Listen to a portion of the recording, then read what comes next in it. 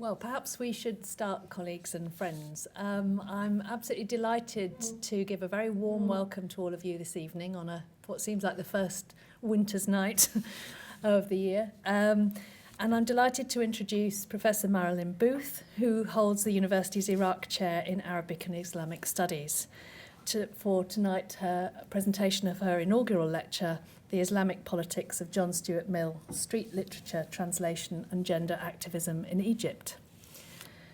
Marilyn took her first degree at Harvard and, following further study at the American University of Cairo, studied for her PhD in modern Arabic literature and modern history of the Middle East at St Antony's College, Oxford. Since then, she's held academic positions in Cairo, at Brown University and at the University of Illinois, before joining us here at the Islamic and Middle Eastern Studies subject area in the School of Literatures, Languages and Cultures 2 years ago.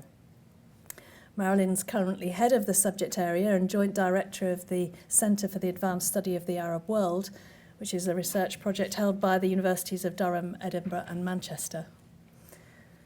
Marilyn's research interests are very wide-ranging around the themes of gender politics, Arabic fiction and translation studies, and over the course of her career, Marilyn has won a number of prestigious prizes and fellowships, which she's held in the UK, in Egypt and in North America, as well as securing a number of large-scale external grants to support her work. She's the author of 3 monographs and an edited text, as well as many influential journal articles, and has translated many works of fiction from the Arabic. She's received 2 translation awards for this work and has been an invited judge for literary translation awards. I'm absolutely delighted to invite Marilyn now to present her lecture, and she's indicated that she's happy to take a few questions afterwards before we'll be moving on to a reception outside. So, Marilyn.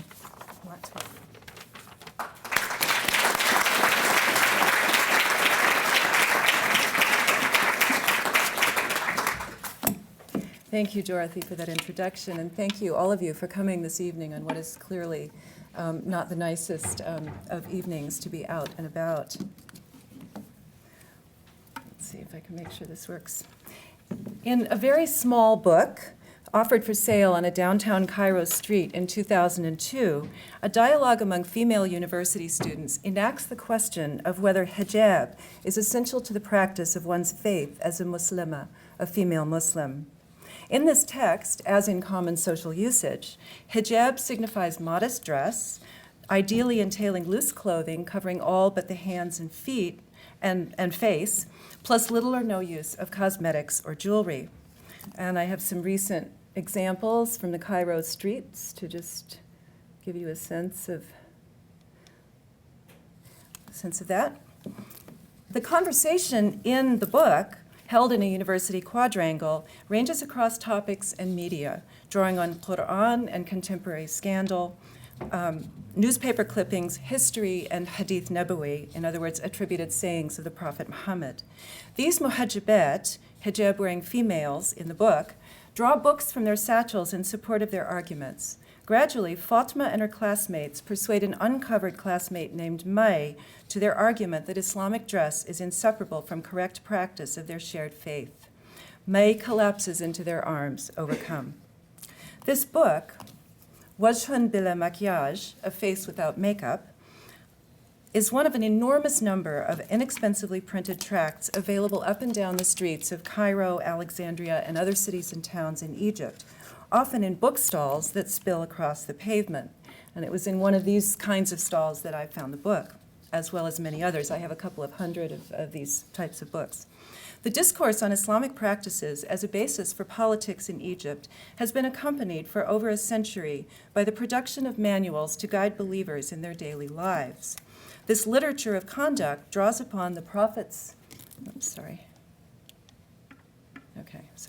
This literature of conduct draws upon the Prophet's sunna, his example in word and deed, to enact the proper pious life. Such popularly aimed manuals, though, focus especially on assigning specific gender roles and social spaces to women as holders of family and national honor.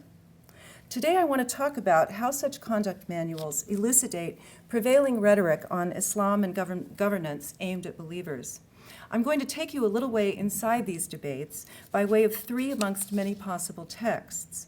First, two books on feminine comportment, published in the 1990s, but then again available for long after that on the Cairo streets, and then an Arabic translation of and commentary on John Stuart Mill's The Subjection of Women, published in England in 1869 and in Egypt in 1998, which I also found for sale on a Cairo pavement.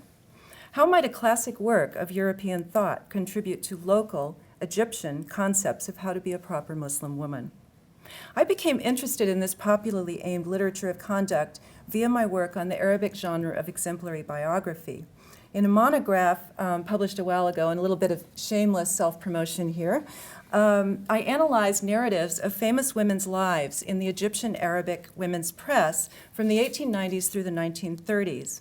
These hundreds of life narratives of subjects as varied as Jane Austen, Khadija, wife of the Prophet Muhammad, Joan of Arc, Sarojini Naidu, and many others were, I argued, voices in an ongoing contestation over Arab women's expanded public lives in the era when Arab feminism emerged. Turning to a later period, I found that from the 1970s on, the presence of exemplary biography in Egypt shifted to an almost exclusive focus on early Muslim women's lives. Unlike the biographies of the turn into the 20th century, the earlier ones, these much later biographies presented the rather peripatetic and extremely vocal women of early Islam as bounded by a modern notion of domesticity. Khadija, portrayed in 1901 as a businesswoman who asked the younger prophet to marry her, becomes in the 1990s a woman who waits at home for her beloved to arrive, peering down the lane, her heart beating. It's what I call my Mills and Boon version of Khadija's life. My current research focuses on late 19th century Arab discourses on the relevance of gender and Islam to national formation in Egypt. These discourses of the past undergird the ongoingly fierce gender politics in the Arab world today. Reading texts from the 1890s against the same sorts of texts from recent decades suggests how radically discourses of an ideal gender order have shifted, and yet how much continuity remains in many of the assumptions. And therefore, I like to go back and forth in my work between the 19th century and the late 20th, early 21st centuries. Let's begin with the and this is one of the early conduct books and collections of biography that I've been working on from the 19th century. Let's begin with the political and ideological context through which I think one must approach these works from the 1990s and later that I'm focusing on today. Islamic publishing houses that produce books such as A Face Without Makeup may appear as local storefront operations, but they partake in transnational commercial and institutional linkages that stitch together components and customers of globalization as they facilitate the circulation of polemics on Islam, ethics, comportment, and governmentality throughout the region, from malls in Dubai to pavement bookstalls abutting Tahrir Square. Some operate transnationally through multi-site publishing and web-based activities, and most are ideologically transnational in defining their mission as the production of a more or less unitary Islamic culture of performed belief that some hope will lead to new political formations. As print competes with the World Wide Web, books such as Wajhun Bila Maquillage, sold cheaply, are also aimed at the many Egyptians who do not have internet access. Under Mubarak, the state had to acknowledge the cultural power of Islamically focused institutions. To garner legitimacy, the state activated its censorship apparatus to further the goals of Islamic groups who saw the cultural marketplace as tainted by un-Islamic products. Intellectuals, even those defining themselves as secularists, had to recognize that Islam, or Islamism, now occupied a major swath of the discursive territory on which debates about political legitimacy would occur. The past year's eruption of popular resistance to autocratic states in the region, and hopefully the beginnings of political transition, suggests that the grounds of debate will remain contested territory. Egypt's recent legislative elections show how extensive the purchase is of entities entering the political arena in the name of Islam. The gradual relinquishment of discursive territory to political Islam in Egypt and elsewhere is a complex topic. It's partly an outcome of discredited ideologies, secular nationalist, Arab socialist, whose proponents in power have been unable or unwilling to institute the promises of their political platforms, or have been long seen as seeking absolute power in the name of populist rhetoric. Long before 2011, post-colonial Arab states lost their constituencies as they failed to offer economic progress, opportunity, or political participation to most citizens, while staking their own political survival on systemic corruption and nepotism, the silencing of critics, and the subversion of promised democratic processes. That they made concessions to Islamic pressure groups, particularly in the realms of culture production and gender-related legislation, did not give them favor in the eyes of their subjects, in the eyes of most of their subjects. Indeed, such concessions, coupled with powerfully assertive visions of the future that Islamic leaders have conveyed in the media and in mosques, made these regimes appear even weaker. Islamically oriented visionaries have offered the picture of a pure society cleansed of corruption and based on horizontal egalitarian relations among believers, a picture derived easily from the rhetoric of the Quran. They view application of Sharia, law based on interpretations of the central sources of Islamic faith and practice, as a guarantor of due process and justice by virtue of its divine origin. They represent the pure society as a return to the first Muslim society, the Medinan community of Muhammad and his followers, and as a rejection of Jahiliyyah, the time of ignorance, referring to all pre-Islamic time, but also signifying practices deemed un-Islamic whenever and wherever they occur, a notion to which I will return. Yet this doctrine of return is based on processes, institutions, and concepts that are modern, from modes of international new media communication and mobilization, to funding from supranational capitalist networks, to affirming the nation-state system through critiquing systems of state power, yet seeking to replace more than to supersede state structures. Today's Islamic political forces organize according to modern understandings of political process and social movement. Their goals as well as their techniques are modern. In other words, this is not just an instrumental modernness, but more fundamentally a structural modernity. Pundits in Western political capitals often brand Islamic political groups as hostile to the tenets of European liberalism. This is not entirely inaccurate with regards to liberal ideals, such as the separation of church and state, but notions drawn from the institutional history of liberal states do thread through contemporary discussions among Muslims of what an Islamically based political future should look like. Nowhere is this presence of liberalism, with all its messiness, its historically accreted paradoxes, more apparent than in discourses on present and future gender arrangements. That is, the spaces and domains that people inhabit and the assignment of social roles and opportunities according to whether one is assigned a masculine or a feminine gender position in one's society. These understandings remain in the forefront in this time of upheaval and dialogue across the Middle East. That there exists so many booklets, such as Wajhun Bila Maquillage, A Face Without Makeup, that participate in a discourse on gendered behavior aimed rhetorically not at an undifferentiated readership, but rather at Muslims as men and women, suggests the centrality of gender-specific behavioral norms to the vision of society that such books urge. A society that will be governed by Sharia in public and private domains, a righteous social order that enacts divine will on earth. Targeting and tapping a feminine audience, these booklets focus on women's behavior, and they address women primarily, but they often reinforce their message and the hierarchy they uphold by addressing men as heads of family responsible for the conduct of all. And a woman-authored book is likely to be prefaced by a man-authored introduction, usually by a religious scholar whose name appears on the cover. Wajhun Bila Maquillage is introduced by Dr. Ali Abdul Halim Mahmoud, and he says, in this little book, and again referring to this same little book, I witness a fine attempt at deliberation leading to positive change. Its author strives to make a truth manifest, to support it with evidence, and to dispel falsities that have guided some people's minds, leading them astray from the truth that Islam offers. And by the way, all the translations in this paper are my own, so if you have any questions about the translation, I'm the person to ask. To return to Fatima, May, and their classmates in the book.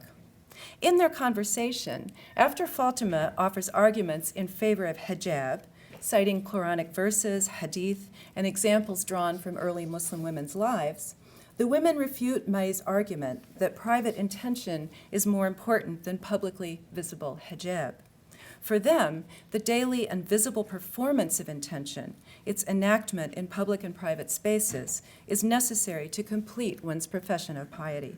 They also dispels May's fear that, as she puts it, isolated inside of hijab, she will not meet a man. That this text takes the form of a dialogue among educated young women, of course, gives lively immediacy to its didactic message and enacts feminized religious duty, as it shows Fatima and her mates practicing dawah in their daily lives, and only among females. Dawah, literally the call or the invitation, refers to the invitation to right practice, in other words, the propagation of the message of Islam to others through instruction and through modeling right behavior. A Face Without Makeup is thus not only a book of instruction, but is itself a performance of gendered religious duty. It's both the author's act of dawah and a how-to narrative that models feminine dawah and shows others how to do it. From recitation of Quranic verses to a primer on how best to wear hijab to the redemptive project of recuperating May for the faith, the book guides readers to perform the embodied knowledge that these young female characters both perform and talk about.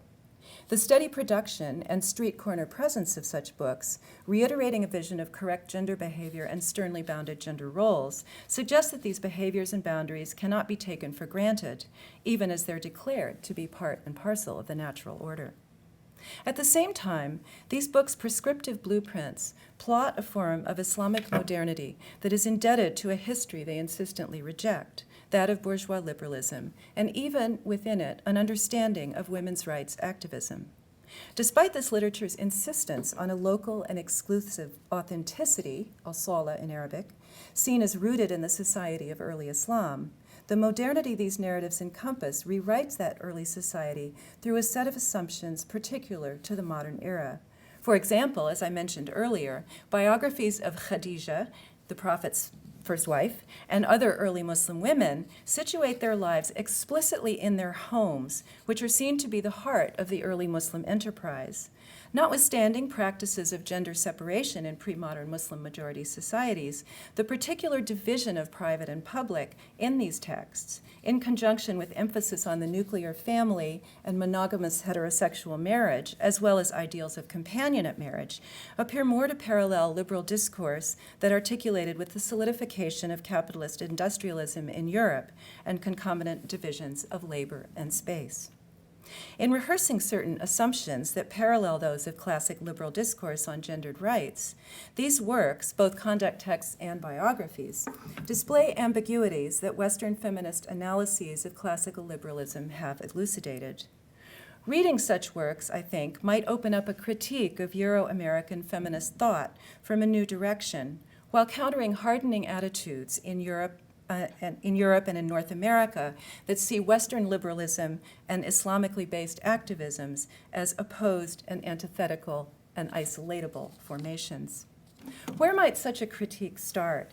Let's briefly consider the figure of Sayyid Qutb, whose impact-rich writings comprised a critical response to modernizing regimes and ideologies in Muslim-majority nations and offered a thoroughgoing critique of Enlightenment rationalism.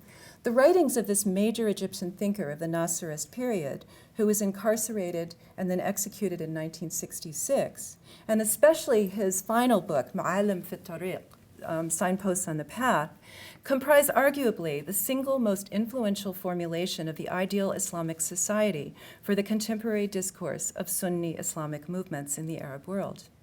He foreshadowed today's Islamic media personalities in engaging lay Muslims directly in his writings. He also engaged with critiques of rationalism in the West. Yet Qutb parted with these critiques made by people in the West in seeing a rejection of metaphysical underpinnings as destructive of community through stripping the bases of morality of any meaning. And I don't mean to suggest that there have been no critiques that would be maybe more similar in the West, but in general. Qutb located the downfall of human society in what he saw as the quintessentially modern belief that human beings can define values and create legislative structures without recourse to divine omnipotence. Qutb rejected this belief by arguing the impossibility of knowing divine will and therefore of knowing the specific and necessary shape of the good society. He rejected any alliance with secular political regimes. For him, they represented jahiliyyah, the time and space of ignorance to which I already referred. It was Qutb who most persuasively formulated jahiliyyah as not simply the pre-Islamic time of necessary ignorance, but as a modern and conscious state of rejection of divine authority. But in making his critique of modern society, Qutb drew on concepts that defined the very modernity as rationalism that he rejected: democratic pluralism, social justice and equality, and the benefits of the physical sciences and technology. If this strain of Islamically defined thinking has shaped the terms of political debate in the Middle East today, such thinking is also partially shaped by other terms of debate, among them the terms of liberalism. In Signposts, Qutb did not expend much ink on women, though he discussed the family, implicitly heterosexual, nuclear, and grouped around the social and emotional magnet of domestic labor by women. He regarded the family as the kernel of the future ideal society, but also as the potential primary site of jahiliyyah corruption. Perhaps Qutb thought it so self-evident that the power to define political action is a masculine prerogative that he did not need to talk much about women. Although his earlier book, Social Justice in Islam, does explicitly uphold a gendered equality of piety, which is a cornerstone of Islamic rhetoric on the gender order. That his book does not repeatedly invoke women's behavior and appearance as metrics of correct Islamic practice distinguishes Qutb's manifesto from literature produced by more recent Islamically oriented writers. But his focus on the family as the moral core of society provides an opening to the more recent conduct literature that seeks to order society by disciplining women and men, but more silently. If Signposts has been seen as a guide to how to live as a modern Muslim, books such as Wajhun Bila Maquillage echo Qutb's ideas as they produce guides on how to live as a modern Muslima. As I suggested earlier, that so many books issued by Islamic publishing houses focus explicitly on properly gendered comportment suggests the centrality of gender regimes to Islamist programs. These publications point to a set of paradoxes. Trying to control and invisibilize women's bodies and voices, new Islamic discourses actually give women and gender politics more visibility. Constant invocation of places and practices that mark gender difference and affirm strictly bounded behavior for women suggests an anxiety about the fragility of such boundaries. Perhaps these behavioral and physical boundaries appear or are more fragile now than they were when Qutb wrote. Though again, this anxiety that seems to appear offers a strong historical parallel with a similar literature in the late 19th century, when middle-class women were increasingly visible on the Cairo streets, generating a discourse of anxiety in the press about public morals. Sociologists studying the popularity and impact of Islamic groups now have noted the significance of an increasing presence in the public workforce of women who come from social strata that give where support for the Islamic movements is very strong. The visibility of urban women working outside the home is more extensive now than ever before. Even in the heartland of Islamically inspired gender segregation, Saudi Arabia, it is clear that in prevailing economic circumstances, this visibility in the workplace is not temporary, however much Islamic leaders would like it to be. In a context where gendered boundaries have for some time been blurring, a heightened focus on women's comportment and dress, and the definition of feminine-only space constitute both a reassertion of gender as marking an essential difference in social roles that are presumed to be natural, and an attempt to reaffirm the validity and force of these primary social boundaries themselves. The same trajectory can be seen in Christian fundamentalist groups in North America, and something similar has received media attention recently in the public confrontations over girls' dress between Haredim and other Jewish communities in Israel. Through texts such as Wajhun bila maquillage runs a tension that attests to the difficult modernity with which real men and real women grapple daily. This literature certainly speaks to and emerges from anxieties generated by changing social patterns. The focus on women's comportment is at least partly a response to westernized and somewhat class-specific behavioral and consumption patterns. The focus, more than to the West as such. Wajhun bila maquillage makes this point very nicely in its title. Maquillage, makeup, as many of you have no doubt figured out, is derived from the French maquillage.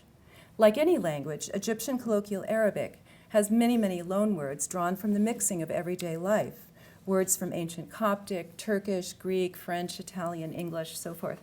And maquillage is an everyday word. But given the strong ideological links between classical Arabic and Islam, as well as fierce debates about the acceptability of cultural practices regarded as Western, the use of a European loanword here speaks volumes. Maquillage, as word, product, and practice, gives us one little window into how this conduct literature makes sense as a response to and critique of Enlightenment rationalism, with its implications for the identity of the subject as, at least in theory, the ungendered rational subject free of divine direction. Although, as has been amply demonstrated, this theory and practice has incorporated a lot of unspoken assumptions about gender and sexuality as being pre-discursive and pre-social categories. If postmodern thinking sees the Enlightenment subject as hopelessly captive to a monochromatic rationalism, Islamic thinkers such as Qutb have seen that same Enlightenment subject as the antithesis of the believer submissive to the divine plan. To emphasize gender as a difference beyond human malleability is pivotal to Islamic responses to a postmodernity that interrogates all allegiances and boundaries of identity. Beyond human malleability, perhaps, but not beyond human histories. In A Face Without Makeup, after May has been reassured that hijab will not be a barrier to meeting a man, another classmate jumps in. I'm a student from the College of Arts and Letters Department of History, she explains, and because I love to read our history as Muslims, I've read a lot about the Western intellectual assault within our societies.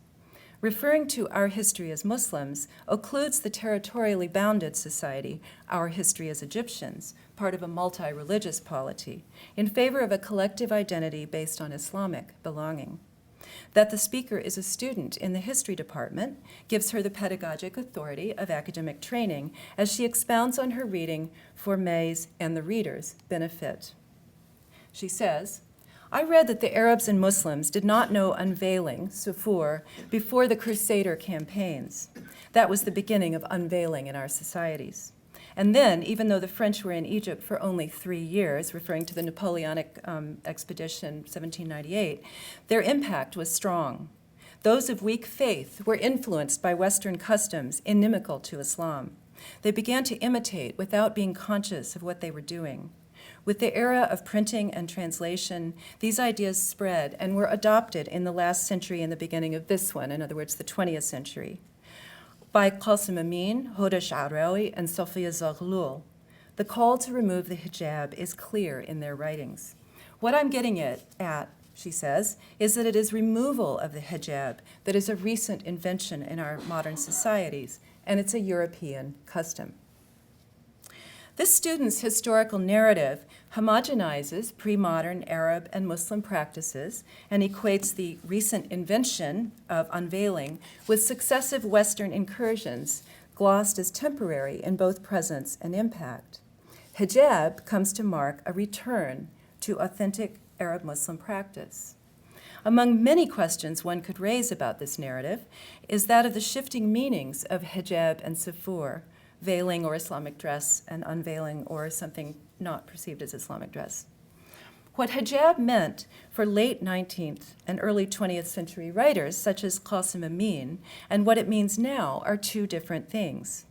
The unveiling that lawyer Qasim Amin controversially called for in 1899 and that feminist activist Hoda Sha'rawi famously and publicly enacted in the Cairo train station 2 decades later was more or less what is meant now by veiling or covering conveyed by the Arab word hijab. So here are 3 pictures of Hoda Sha'rawi, the feminist leader, and she is considered to be unveiled in these pictures at the time. Moreover, associating the era of printing with the spread of European ideas and products, while not inaccurate, skirts the fact that printing made possible a broadly inclusive local debate about men, women, and the future.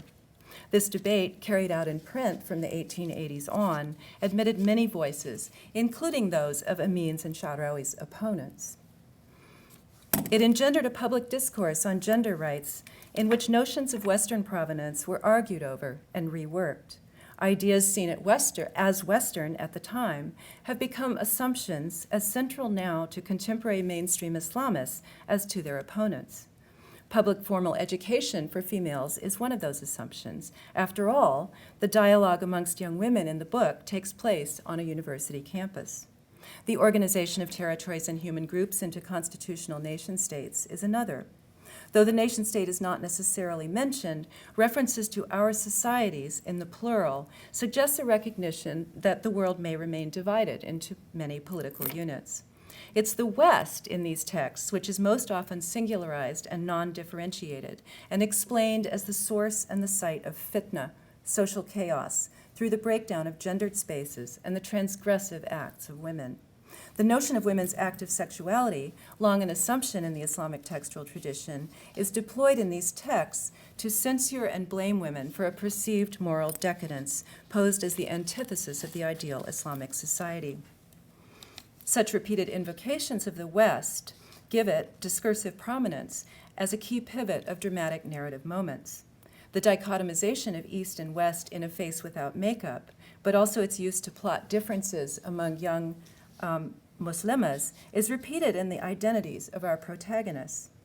I don't think it's any accident that the spokeswoman of the Muhajjabat is named Fatima, nor that her adversary is called May. The name Fatima recalls an icon of Islamic history, the pious, well-behaved daughter of the Prophet Muhammad, who was also wife of his nephew Ali. May, an Arabic name of great authenticity, is known from pre-Islamic times, the Jahiliyyah, or historical period of pre-Islamic ignorance, and is a name often carried by Arab Christians as well as by Muslims. I think there may be a more specific reference, too. May was the public name of one of the early 20th century's most famous Arab feminist writers, Mary or May Zieda, a Lebanese Palestinian Christian who made her journalistic and oratorical career in Egypt, was deeply engaged in secularist nationalist circles, and ran a mixed-gender literary salon in her home. As our 1990s university student May collapses into Fatima's arms, the triumph of an Islamic identity over alternative Arab identities is allegorically prophesied. The moment freezes a historically unfolding teleology of the West's retreat from the land of Islam. And May, the significance of May as a Jahili name, invokes the Islamist understanding of Jahiliyyah as a condition of modern society, a time of corruption and human arrogance concerning the ability of human beings to govern their own affairs unwatched. So, such ideas as these that come out in this book around notions of Jahiliyyah and Dawah are grounded in the practices and texts of classical Islam, but formulated according to the structures and stresses of contemporary life and through the very modern ideologies of thinkers such as Sayyid Qutb. So, when Ibrahim Mahmoud, author of another booklet, Audat Fatet, Return of a Young Woman, summarizes his guidance for the sisters in Islam, whom he explicitly addresses, his list of do's and don'ts: don't go to shops unless absolutely essential, beware of the distractions of clothing and beauty parlors, don't let yourself deceived by words you hear when you answer the phone, is followed by a list of appropriate modes of dawah, among them calling on the Muslim woman to attend to her morals and dress and to avoid showy behavior. Enacting this performance of dawah through dialogue articulates the essential nature of embodied practice, again, as visibly, repetitively performed signs of self-surrender to a belief system. Return of a Young Woman, like A Face Without Makeup, shows women actively discussing their faith. But this book also narrativizes an apocalyptic space of fall and repentance, in line with many other such conduct books, such as the oft-seen title based on a hadith, Women Are the Majority of the Inhabitants of Hell. A number of people have written conduct books with that title.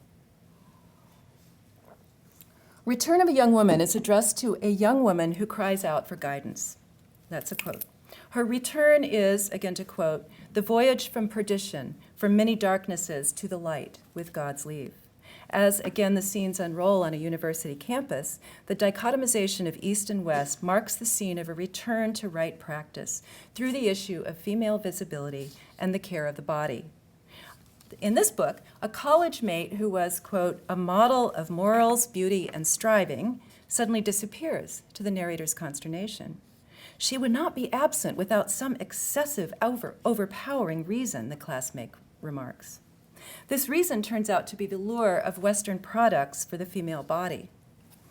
When the absent classmate returns, her lovely long black hair is now cut short and dyed blonde, and she wears heavy makeup, as if she had come to attend a wedding or a party when previously she came to seek knowledge and these trivialities did not concern her. The remiss friend explains that she has been in a country in Europe and now is in line with the times. Where is your religion, asks the appalled narrator. Where are your morals? Your appearance is laughable. But the West-toxicated friend is convinced of her error only after she's been sold what is called the latest thing for hair, a red liquid that had come from Europe. It causes her hair to start falling out. At this point, a footnote remarks, such is the natural consequence for those who consort with the people of evil. It's the burning red liquid of illicit behavior, perhaps the fire of hell, perhaps the poison of Europe, which seduces, infects, and threatens to destroy the body of the Muslim woman, and thereby the body politic and religious, the body of the Islamic Ummah.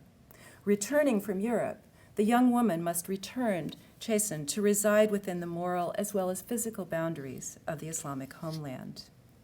Following its narration of the immorally adorned body damaged by the red liquid of Western society, Return of a Young Woman turns to the issue of ikhtilot, mixing, the presence together in public of unrelated males and females, whether in commercial establishments, government offices, schools, by means of telephone conversations, or through the lure of popular culture.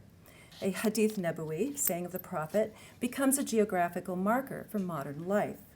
Dearest to God in a place, said the Prophet, are its mosques, and most loathsome are its markets.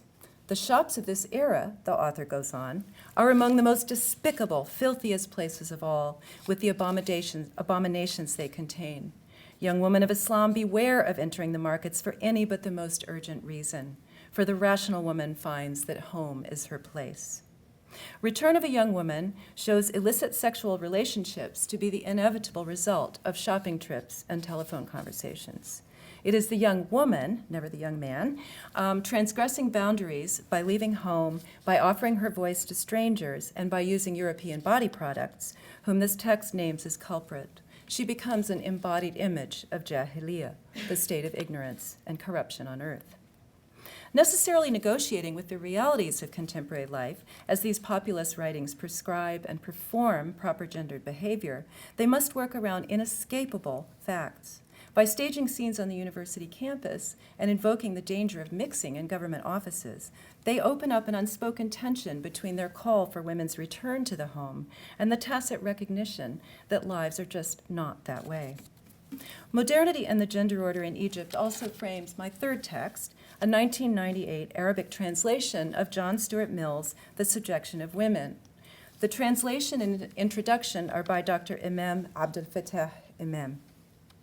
Mill's treatise, when translated or carried over into Arabic rhetorical patterns, reads startlingly like an early 20th century didactic essay that could have been penned by one of the many men in Egypt or Beirut or Damascus in the late 19th century caught up in that era's debates over the rights of women. Oft-heard themes of that time, circulating in Arabic, run through Mill's text. The ideal nature of companionate monogamous heterosexual marriage, the importance for women to be educated and capable of supporting themselves, and equally the preference that they not leave the hearth to support themselves. Women's and men's equal mental capacities, and the argument that women's minds are formed by training, not by nature, and that a different training might produce a presently unfamiliar social landscape. I found no evidence, though, that Mill's essay was translated in early 20th century Egypt, even though there was a very lively translation scene at the time. As a text of its time and place, The Subjection of Women articulates an ideology shaped by the rise of European bourgeois society, asserting individuals' autonomy, yet within a patriarchal framework that emphasized the family as the site of labor force production and social consumption. Liberal thought served the formation of modern Western industrial society and its imperial outreach. The tension between autonomy as social ideal and patriarchy as social scaffolding, not to mention the maintenance of class divisions, runs through Mill's text. His language struggles with the contradiction between recognizing that women as a group are barred from realizing liberal ideals in their lives and the liberal presumption of unencumbered individual capacity and conscious choice as necessary human rights. Scholars of gender and political theory, from Zilla Eisenstein to Susan Mahler-Oken to Wendy Brown and many others, while appreciating Mill's intervention in his time, have criticized what might be called his blind spots. For instance, upholding a notion of individual liberty achievable only in elite women's lives, if then, accepting existing gendered divisions of labor, and assuming the continued primacy of the patriarchal family. Slippages within Mill's outlook, which of course reflect his era, sustain a program for women that finds a perhaps paradoxical parallel in agendas of some of today's Islamic thinkers. Mill says, for instance, it does not follow that a woman should actually support herself because she should be capable of doing so. Men sustain the family economically. Or, he says, in an otherwise just state of things, it is not, therefore, I think, a desirable custom that the wife should contribute by her labor to the income of the family. If, as Mill argued, it was impossible to really know women's nature in present conditions, he assumed that the vast majority of women would take on a complementary role to men that entailed the familiar division of labor. He did not uphold the Victorian vision of the angel in the house, and he maintained that work in the home was in itself a contribution to the family income, and that was one of the reasons why it was inappropriate for married women to work outside the home. Like Islamic thinkers who do not find patriarchal structures and the equality of the believer incompatible, Mill did not see, or perhaps he chose to avoid, the ways that patriarchy was caught up in the formation of liberal thought. For both Mill and today's Islamic thinkers, the identity of the individual, whether as believer or as citizen, is subject in the case of women to the seemingly natural or at least permanent patriarchal structure of the family. Now, one might object that these are mere surface similarities, that they do not indicate parallels in the underlying systems of thought motivating each perspective. Emerging from very different historical milieu, they should not be crassly juxtaposed. Yet Imam's presentation of Mill and his ability to exploit contradictions, or at least complications arising from Mill's discussion, offer a slightly more academic version of the construction of ideal gender relations that we find in the conduct books I already talked about. Recall also the political context in which this translation emerged, the late 1990s, a time of apparent triumph for the Mubarak regime, for it had largely quelled the campaigns of violent resistance initiated by Islamic groups. For those pursuing visions of a more comprehensively Islamicized society, it was a time for quiet dawah. To choose a classic of the Western secular liberal canon as a vehicle for commentary on the gender order in Egypt might be a way to subtly contest the regime's secularist, West-tilted agenda. as is the case now, when one manifestation of a continuing attempt by the Transitional Supreme Council for the Armed Forces in Egypt to suppress opposition of all stripes, one part of this is a disturbing sexual politics targeting women's bodies as traitorous to the nation. In the late 1990s, gender politics also was central to the struggle to uphold competing political visions in Egypt. Imam's introduction sets out Mill's argument in some detail and appropriates it for contemporary Arab societies. Imam has to grapple with Mill's Orientalism, but this turns out to be quite useful, and it's how he moves from Mill's milieu to his own. We want to pause, says the translator, at an odd passage. Here's the original passage, I hope, yeah, from Mill. To pretend, says Mill, that Christianity was intended to stereotype existing forms of government and society and protect them against change is to reduce it to the level of Islamism or Brahmanism.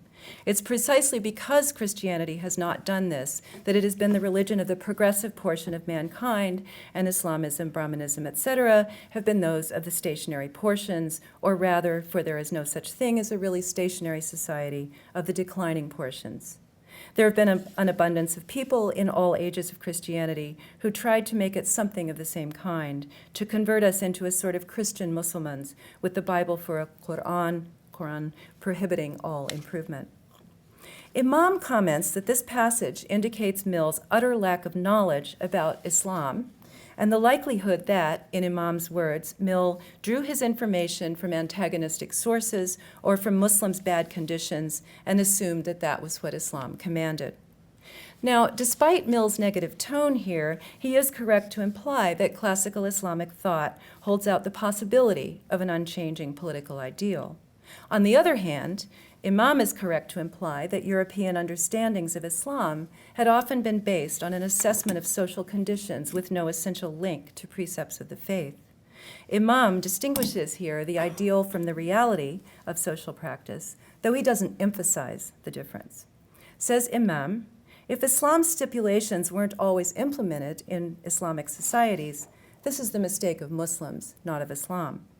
As Mill's views on Islam offer Imam an opportunity to stress Mill's ignorance, they also offer him a venue in which he can highlight Muslim women's greater rights in law compared to English women of Mill's era. Imam says, in European society in the age of Mill, women could not give away anything without a husband's written permission, and a woman took her husband's name, meaning loss of her civil personhood and her subsumption in the husband's person. These are all practices rejected by Islam, even if Muslims have at times abandoned the essence of the faith to transform customs and traditions into sanctified practices beyond discussion. In other words, Imam is implying that an Islamic legal system better honors the very basis of liberal rights, the right to exercise agency as an individual, to be a freely choosing being who can break or make contracts. Yet, as he situates Mill within Mill's own time and place, Imam also appropriates Mill to characterize the Muslim family. Imam says, again in his introduction, as for the Quranic verses that men have long interpreted according to their own temper and individual interest, these do not have to do with male and female as such, but with husband and wife in the family. Since the family was a moral concept originally, not a political one, and since the family's role was raising children and implanting values, this demands that all threads be gathered in a single hand that has a higher daraja to decide matters having to do with the reproduction of the family, especially moral questions. And these are usually in the hand of the husband in his capacity as source of the family income. So men are qawamun over women in what men expend of their monies. And, concludes Imam on a triumphant note, this is what Mill calls for precisely, and the exclamation point is in the original. Thus, Imam echoes Mill and rewrites him in and for an Islamic context that is itself heir to the socioeconomic inequalities so stunningly unleashed on the world by Mill's own society. Imam does not follow the more uncompromising strains of some Islamic social agendas. He does not urge women to stay home, and his sober presentation of Mill does not completely echo the unhistoricized view of Western society prevalent in many of the conduct books. But Imam does draw on Mill to urge husbands' authority over wives on the assumption that the family is a single unit rather than a negotiation among individuals, much as Mill argued for the recognition of women as autonomous individuals and then collapsed the desires of all but exceptional women into a space defined by homebound marriage. Though Imam mentions Mill's point that decision-making in the family doesn't need to rest with one partner, he then moves to the controversial Quranic precept of men's daraja, degree or step, over women, to suggest that this is indeed a supracultural, supranational prerogative of men, that men are qawamun, in charge of women. So he is using Quranic precepts to interpret Mill for his own audience. Ironically, Mill's references to Islam become the occasion to argue both an Islamic society's historical respect for women's equality as individuals against Mill's Orientalism, yet precisely along the lines of his own social blueprint, and to find in Mill's inability to follow through on his liberal program an argument in support of the notion that women's first duty is to maintenance of the family. Mill's Orientalism, coupled with his extension of liberal thought, but also his struggle to work through the woman question, work to validate sanctioned Sharia rights for women and today's Islamic program for women as believers. Yet the text can be read in Arabic and through Imam's framing as not only talking about women as equal believers, but as I said, being ultimately responsible to the reproduction of the Muslim family. Mill's ultimate inability to imagine women who would opt to transgress an identity outside the family, or to hold an identity outside the family, is comfortably assimilable to today's prevailing discourses on the family in Egypt. Thus, if Islamist agendas have come to occupy much of the territory of discourse on modernity across Arab and Muslim societies today, it's a ground fertilized by many intellectual positions and origins.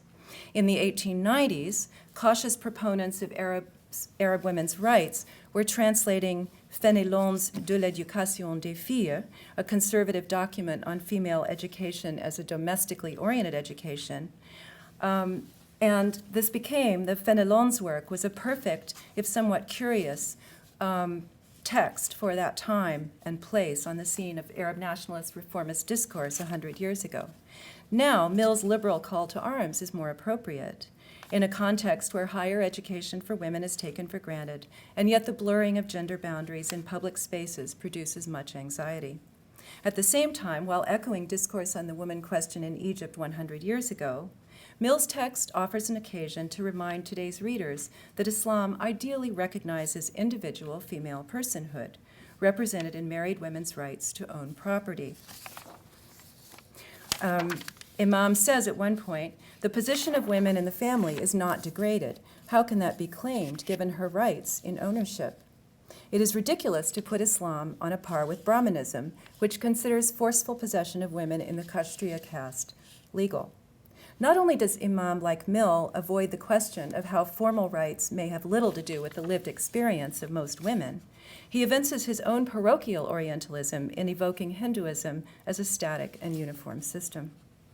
One subtext here is historical memory as a primary element of the discursive battlefield on which issues of right and power were contested in Mubarak's era as they are now. Imam's construction of Mill has everything to do with contestations of voice in defining a contemporary viable political system in a society where globalized capitalism has buttressed the local dictatorships against which so many local voices have been raised.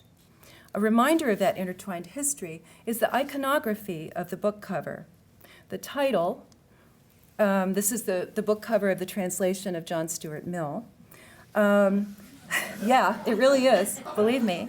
The title, in a literal translation, would be The Enslavement of Women. The title's in fiery red.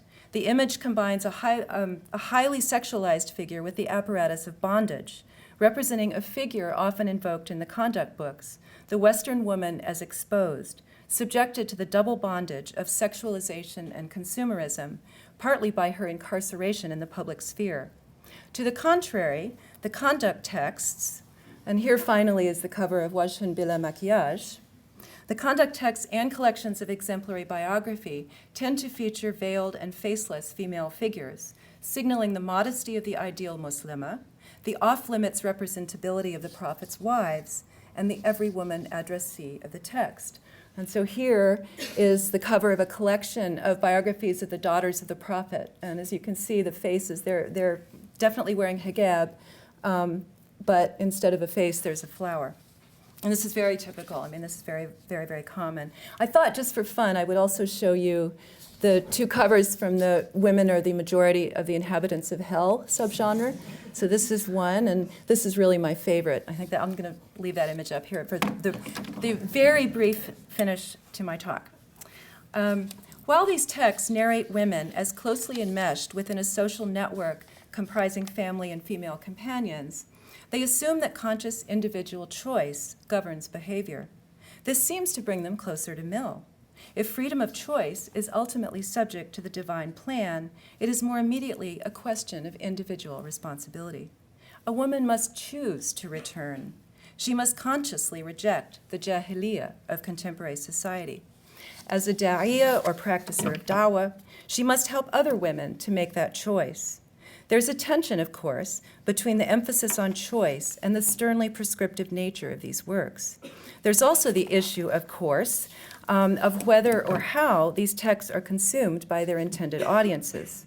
A discursive analysis that sets these texts in their moment of social emergence can't really account for their reception or for how people actually read them.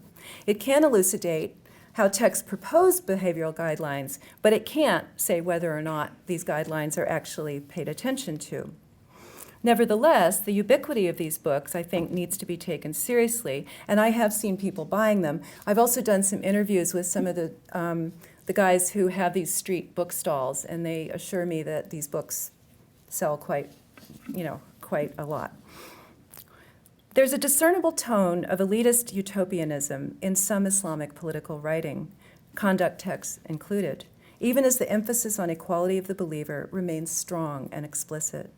While the ideal society will embrace all, and in time will manifest the institutional outlines of true Islamic governance, it is a small vanguard who now embrace right practice and work towards that unknowable future, each in his or her own gendered sphere.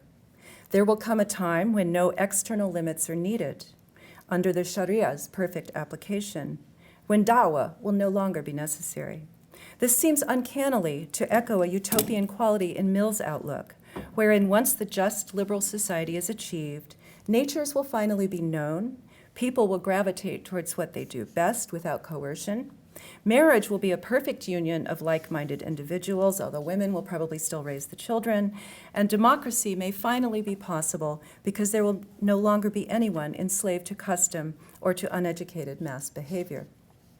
But meanwhile, true participatory democracy for Mill was perhaps only to be wished for among the ancient Athenians. A gifted and privileged elite must run the modern state and govern the societies of his and our times, a view not so distant from the notion of an Islamic vanguard espoused by Sayyid Qutb. Both outlooks assume that almost all women and many men in society as presently constituted do not and cannot know their true interests. Islamist thought does not carry the classist assumptions discernible in Mill's thought, and it attacks the anti-metaphysical bases of liberal rationalism. But Mill's liberalism and the egalitarian emphasis of late 20th century Islamist rhetoric show structurally similar and not particularly egalitarian diagnostics in the gender arena. If the Western philosophical canon, like other Western products, is suspect, it can also be useful. For better or for worse, it is also part of a shared historical heritage. And that's why I found John Stuart Mill lurking in Arabic on a Cairo street. Thank you.